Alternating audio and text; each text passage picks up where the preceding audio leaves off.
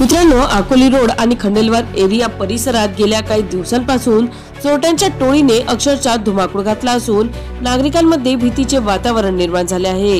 या भागात दररोज 1 ते 2 घरे फोडली जात असल्याची गंभीर माहिती सूत्रांनी पुढे आली आहे। मित्रांनो, स्थानिक रहिवाशांनी सांगितले की रात्रीच्या सुमारास चोरट्यांची ही टोळी घरांच्या पड्या फोडून रोख रक्कम, दागिने आणि किमती वस्तू लंपास करत आहे।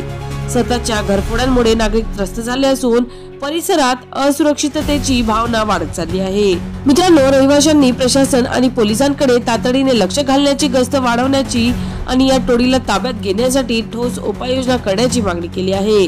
कृपया सावधान राहा, सतर्क राहा असा इशारा नागरिकांनी एकमेकांना देत परिस्थिती गंभीरता अधोरेखित केली आहे।